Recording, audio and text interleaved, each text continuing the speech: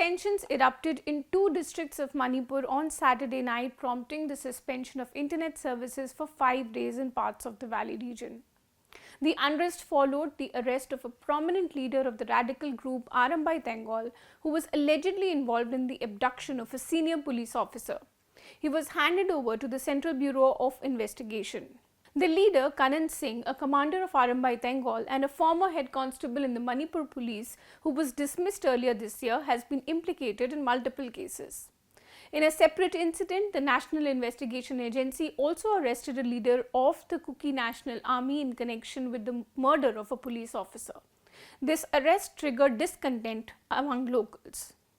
Following Kanan Singh's arrest in the valley, protests erupted in Imphal, with demonstrators demanding the release of Singh and another Arambai Tenggol volunteer arrested by Manipur police in a separate case. Protesters burnt tires and old furniture on the roads and clashed with security personnel on Saturday night.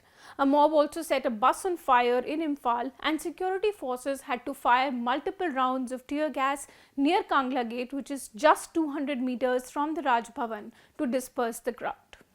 So what does this really signify? This pattern of unrest is not new in Manipur, and that is what makes it deeply concerning. There have been numerous instances in the past where police, Assam Rifles and even the army have been surrounded by mobs after arresting miscreants. In many of these cases, the locals have succeeded in securing the release of the arrested individuals. The current unrest, triggered by the arrest of radical Arambai Tenggol leader, reflects that things remain far from normal in the state.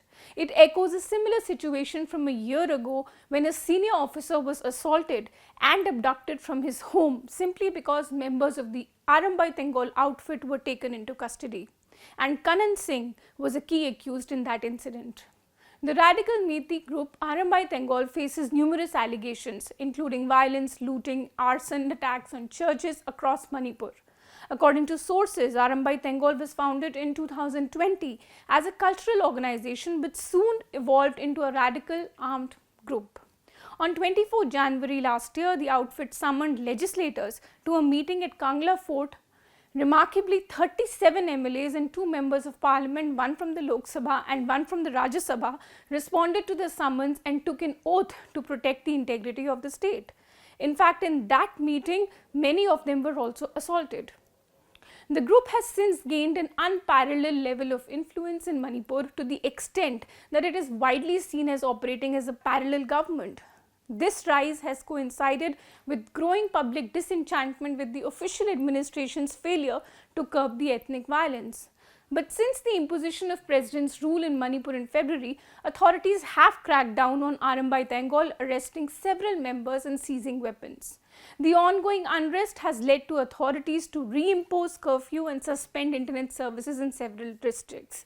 But what is essential now is to rein in these radical elements both in the valley and the hills. This is a test for the current administration under governor's rule, and it must act decisively without intimidation. Dialogue is important, but so is firm punitive action. Thank you for watching.